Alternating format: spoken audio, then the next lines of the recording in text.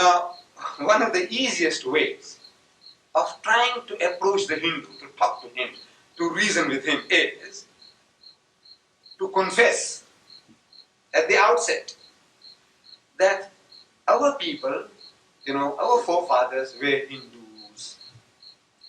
I know when I was young, I was getting shocked. When the Hindu pointed at me and said, you people are Hindus. He's trying to say that you were also Hindus. See, he didn't know how to say that, so you are Hindus. Or maybe when he said you are Hindus, meaning you are from Hind. Hind is the word for India. India, so India, Hind. You are from Hind. So they're thinking that everybody from Hind is a Hindu. See, whereas for everybody from Hind is a Hindi. We are all Hindis. In English we say Indian. We are Hindis, but we are not Hindus. Hindi and Hindus are different things. The guy is getting confused. He thinks now, being from Hind, you are Hindi, thinking you are Hindu. So no, our forefathers were Hindus. And we have been Hindus for 5,000 years. If somebody wishes to claim that he's got some Arab blood in him, good luck to him. Somebody says you've got some Persian blood in him, good luck to you. Somebody says you've got some Turkish blood in us, good luck to you.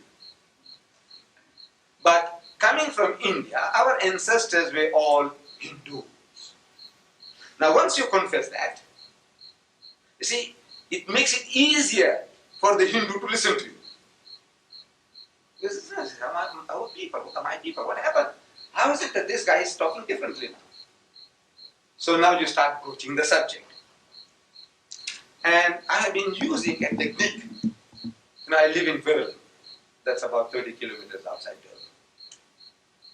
And Viral is today Indian, according to our government regulations. The majority of the people are Indian, so they made it an Indian township. Coming from Viral, Ottawa, Indian, Mount Edgecombe, Indian. And as I come from Viral, going to Durban, I find some Indian people standing by the roadside, so I give them lift. It's something that is seems to be beyond my control. Though my wife keeps on telling me, don't give lift to anybody, because we have been reading about things, what happens if people give lifts and they get bashed and the cars get stolen. So I'm compelled, some type of compulsion, inner compulsion. See, in India, I just want to go on, but I can't help it. I stop the car, I says, get inside. Now, once the fellow gets inside the car, I must talk to him. I want to make him pay for the lift. Not in money, but, we must do a job of work. So immediately, I says, what church do you belong to? And if you ask that question, it's an innocent question. Nobody gets offended by such a question. What church do you belong to? So either he says, any church, he gives you a name, or he might say, I'm a Hindu. Now if he says he is a Christian, he is a type of a customer. Sometimes I give a white guy a lift, and I know he is a Christian. So what church you belong to? He gives me a name. I says, once you know he's a Christian. He says, you know that there are 3 types of Indians in South Africa? The guy gets a shock. There are 3 types of Indians in South Africa. He doesn't know. To him, all Indians are the same. He can see our complexions. I know there are various shades of grey, but overall, there is a dial about us all that says Indian, Indian, Indian, Indian. No, one is light and one is a little darker and one is darker still. But Indian, Indian, Indian, Indian, Indian. So he says, no, what's talking about 3 types of Indians? To him, there's only 1 type of Indians. As much as to our fathers, there was only 1 type of white man, European. See, when I was young, when you said European, we thought European was a nation, and the South African government also put it that way. Europeans, non-Europeans. That's how they classified us. In our tramways, in the railways, everywhere. European, non-European. So European, we are thinking, is a nation. But we know better now that European is not a nation. They have now changed it to whites and blacks. But European is not a nation. Europe is a continent. And on that continent, there are many nations. Like the Greeks, the French, the Germans, the Italians, the Swedes, the English, the Irish, the Scotch. These are different nations. But because we don't know the difference, all white to us is one nation. Similarly, this all brown people are one nation. Because when you tell them that there are 3 types of Indians in South Africa, they get the shock of their life. I says, racially, we are dozens of different kinds. Racially. And the proof of that is, this is Gujarati Muslim, they call me Surti. There is a Memon, there is a Kokani, there is a Nyabai, there is a Hyderabadi with a politics. The people from Hyderabad, when I met them in America, they are beating the breast of Hyderabadis. And Hyderabad, in central India, Hyderabad, the Nawab of Hyderabad, Nizam of Hyderabad was there. They were a highly cultured people. One of the most educated people in India are the Hyderabadis.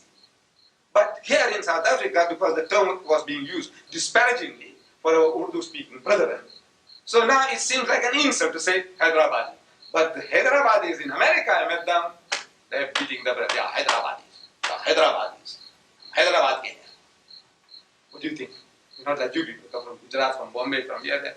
Yeah, Hyderabadis. So no insult intended. So we are dozens of different nations, really. But religiously, there are 3 main groups: the Indian Hindu, the Indian Christian, and the Indian Muslim. Religiously, 3 main groups. Racially, dozens of different kinds. Among the Hindus, dozens of different kinds. Among the Muslims, dozens of different kinds. Races. So these 3 main groups, so you tell there are 3 different types of religions. There's an Indian Hindu, Indian Christian, Indian Muslim. And now, what is the main difference between the 3? Actually, the guy is thinking that you are educating him. But this is how you brainwash people. You program people. You make them to accept in a story form. You're telling the guy as if you're telling a story, as if you're educating the guy. He says, there's an Indian Hindu, Indian Christian, Indian Muslim. What is the main difference between them? He doesn't know.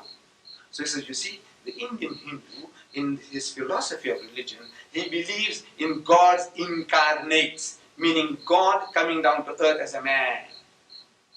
That's the Hindu philosophy. And in that system of incarnation, God taking human form, they believe that Rama was the 7th incarnation of God, Krishna was the 8th incarnation of God, Buddha was the 9th incarnation of God, and they believe in endless incarnations. See, the Hindu reasons, and his logic is very good. His logic is very good. The Hindu, he's a very logical person. Give him that credit. He says that God Almighty is so pure, He's so holy, He's absolute holiness. We agree with that. Al-Quddus, the Holy One, this is one of His attributes in the Quran. He's Al-Quddus, the Holy One. So the Hindu also says His absolute holiness. He is like a holy robo. Now that holy robo, that's how he thinks now. What does he know? How man feels. Well, let's say he sees a beautiful young thing. What does he know how the man feels? Does he feel the way man feels? Probably not.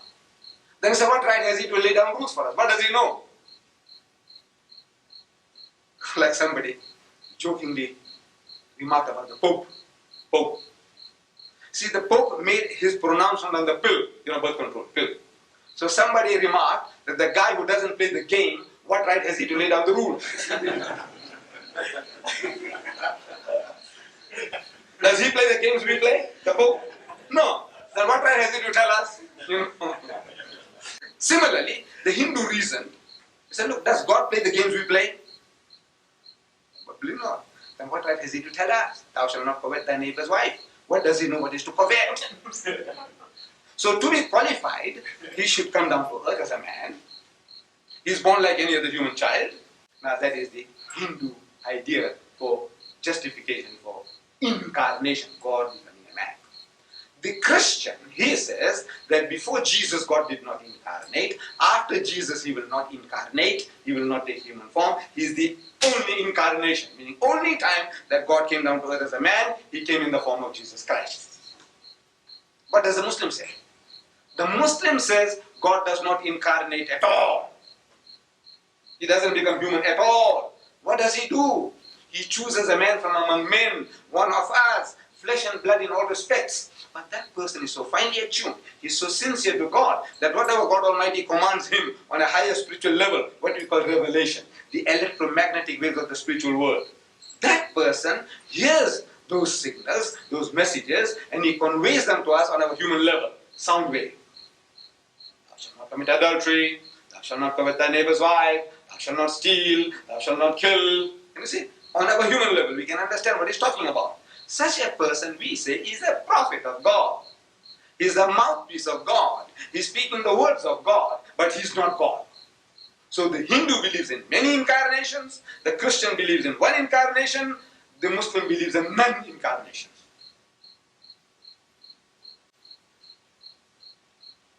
Now this is in a nutshell. See, the Muslim reasons that how can the Almighty, how can the ocean be contained in a bottle?